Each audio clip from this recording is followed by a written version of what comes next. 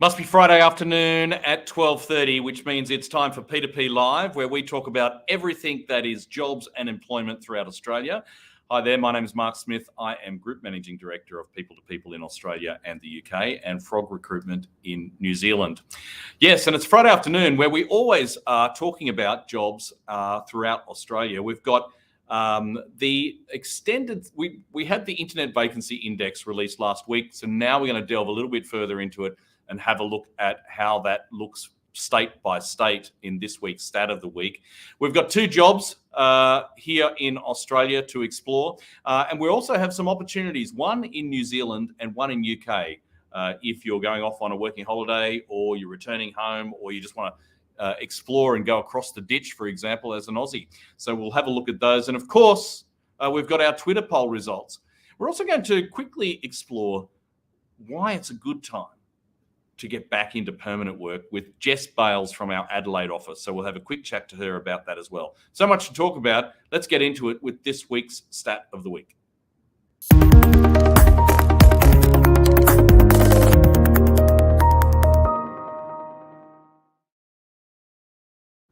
So as we discussed last week, we had the release by Job Skills Australia of the Internet Vacancy Index last week, and we explained what that was, which is essentially all the jobs that are listed from Seek, Career One, and other sources every month. So here is the breakdown state by state, and you can see that there is a couple of changes month on month that are noteworthy, but generally you would say that it was a steady month.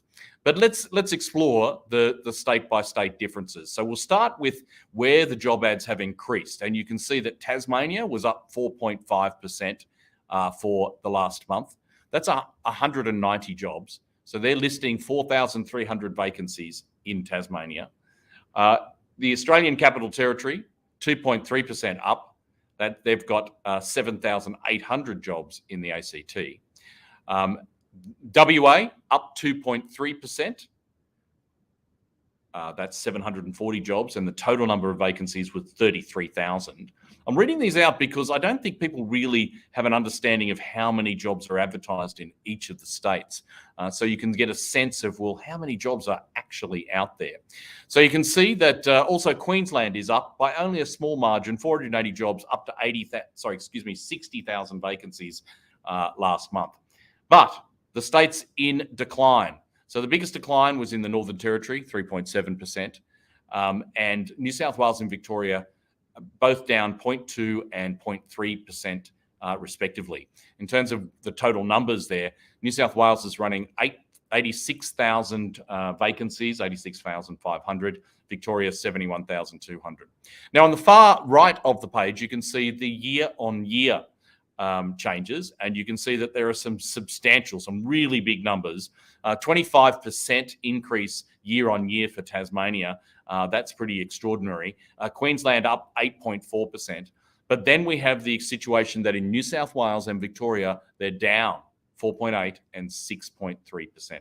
Now, we can't miss South Australia because we'll be talking to Jess Bales from our South Australia and Adelaide office, of course, and they're up 4% year on year in South Australia, advertising 15,100 vacancies last month, but slightly down month on month. So, an interesting set of numbers state by state. Next week, we'll have a look at job by job and see where the differences are on an industry basis. And that's this week's Stat of the Week. Are you being paid the right salary? Are you paying your team the right salary? Are you meeting the expectations of the market to make sure you can get the best talent as part of your team? If you don't know the answer to those questions, you should get yourself a copy of the People to People and Frog Recruitment Market Report. Click on the link, request your copy, and we'll get one of our consultants to deliver it as soon as we can.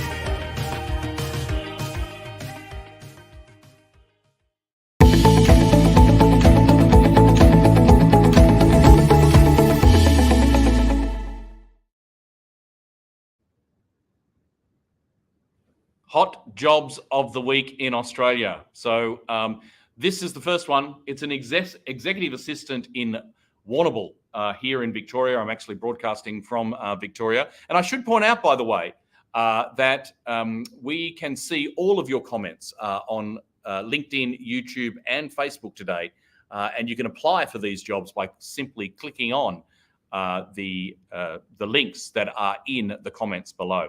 So this job, EA role, $38 to $42 an hour in Warrnambool. The responsibilities are that you're assisting the executive team, mainly with booking and rescheduling meetings, travel bookings included in that, and you'll also be taking minutes and arranging meeting rooms, etc. You've got to have had experience in it as an EA previously, strong admin skills. You've got to speak to Will Hillgrove in the Melbourne team, 03 9098 7434. Give Will a call and he can tell you more about this particular vacancy, or you can simply just hit apply now and you can apply for that one. Here's the next one. And this one is a job in South Australia. And guess what? It's working for People to People in our Adelaide office. It's a graduate recruitment consulting position. We'll offer a competitive salary there.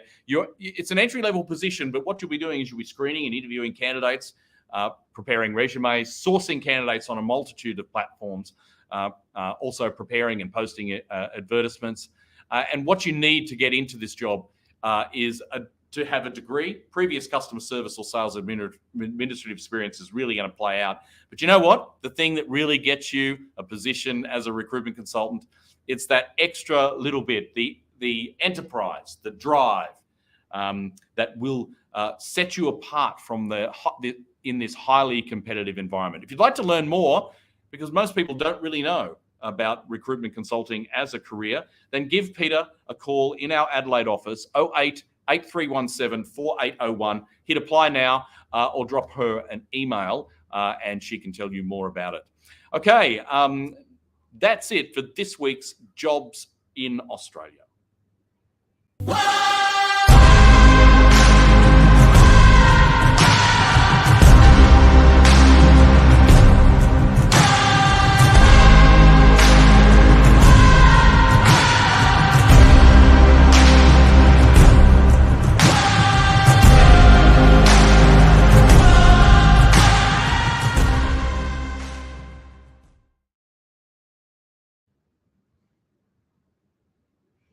Okay, so you're a working holiday maker.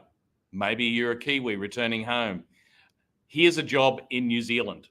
It's an Auckland CBD-based role for an office assistant, paying $23 to $28 per hour. Isha is the consultant you need to speak to in our Auckland team. And what you'll be doing with this office assistant role is managing insurance claims, printing and scanning and collating documents, organising the office rooms and equipment as well. Got to be a good communicator, have great rapport with anybody really, and have a high attention to detail and to be able to multitask. So Manishka at frogrecruitment.co.nz. Frog is our sister company across the ditch in New Zealand. You can give her a call, +649 869 6251 is the number, or you can simply hit apply now in the comments below. Now, we do have another opportunity. It's in the UK, and we've got a video for that one. So let's roll the video, the tape. Like it's 1985.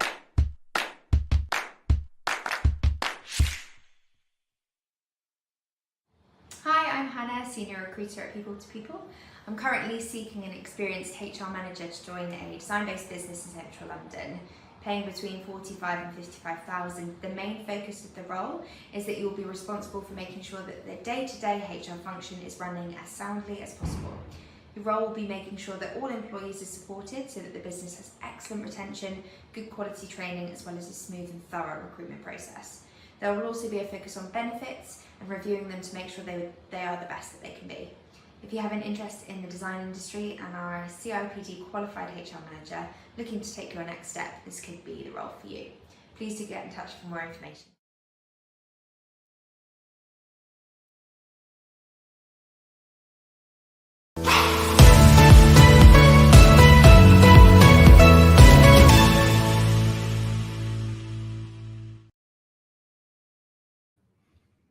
G'day, Jess. Hello, how are you? I'm very well indeed. Now, you're joining us all the way from Adelaide, and we're going to be talking about securing or starting that permanent job opportunity this year. Now, I can say before we get started and we jump into that, I can see that we also have somebody on LinkedIn who wants to remain anonymous is saying hello from Adelaide. So, hello, Adelaide. Hello. You may run into Jess downstairs, maybe in a coffee shop underneath. Maybe in the Rundle Mall. Gawler Place. That's where we are, isn't it? We are. Right. Yes. Yeah. Excellent. Anyway, that's not what we're here to talk about. Let's talk about getting a permanent job. What are your recommendations? So often people are questioning at the moment why they should move from a temporary role to a permanent role. The top 3 reasons would be better work-life balance. Obviously, when you're in a permanent role, you get paid leave. You can take time off for annual leave, sick leave, all the rest, and not have to worry about, you're not getting paid. Mm-hmm. Professional development opportunities. If you're in a permanent role, obviously you are given opportunities to attend training and development courses, seminars and conferences to develop your professional skills, which can help you stay competitive in your field and prepare for future career opportunities. And then the third biggest reason would be job stability and growth. Obviously, at the moment, the 2023 market is slated to be quite unpredictable, and you want to feel safe in your role. So you're more likely going to have job stability and growth opportunities, including promotions, salary increases, and career advancement in a permanent role, as opposed to a temp role, where obviously you could be without a job at any given moment. Yes, and look, I know that temporary and contract work has been appealing to a lot of people in the market more recently, particularly in the technology sector, where you could get a really high rate. I mean, you trade off a lot of those other benefits because of money. I mean, have you seen that in Adelaide much, where people are moving from possibly a higher paid role, which is a contract, and into a permanent position? Yeah, I have been interviewing quite a few candidates lately that are only wanting temporary positions because of the higher rate. And also at the moment, I think people, because it is a candidates market, I think they are wanting to just have a little taste of all different businesses and industries and see what works for them, which I understand and is great, but there's a lot of risk that comes with that. So. Yeah. I noticed that there were an increase in the number of job ads once again in South Australia. I know that we're here to talk about permanent jobs, but how is the market in South Australia right now? It is booming. There's lots of job ads, as we already discussed. It is very difficult to find candidates at the moment. We are in our lowest unemployment rate that we have been for a long time. So it's tough to find those quality candidates. We're having to work harder than ever, but they are out there, and we do have them on our books. So if you are in the need for any permanent staff, then please reach out. Okay, cool. And I can just see that the man behind the scenes, Jacob, based in our Auckland office, has popped up your contact details. But somebody wanted to get in touch with you, Jess, talk about permanent jobs or the market down south. What would be the best way for them to do that? You can give me a call on 08 8317 4803, or you can email me at jessica.bales@people2people.com.au. I'm also on LinkedIn, so you can hit me up on LinkedIn if you would prefer. Fantastic. Thank you very much. All right. Well, always great to have you on P2P Live, Jess. Thanks for joining us. It's been a while. It has been a while. We'll have to make sure it doesn't come like that again. All right. Yes. Thanks, Jess. We'll see you again next time. Let's move on.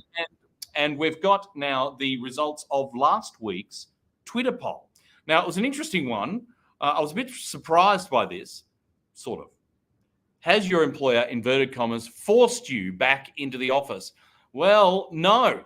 80% of Aussies say no. Now, when we did this for our UK P2P Live, UK, which you can see, it's around 7 a.m. on Fridays, but 10 p.m. in the UK on Thursday nights.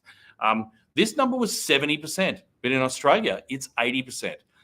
And yes, full-time on the office is only 5%, and 15% saying it's working remotely. So this hybrid thing is definitely baked into the Australian workplace, according to Twitter, at least. So here's this week's poll.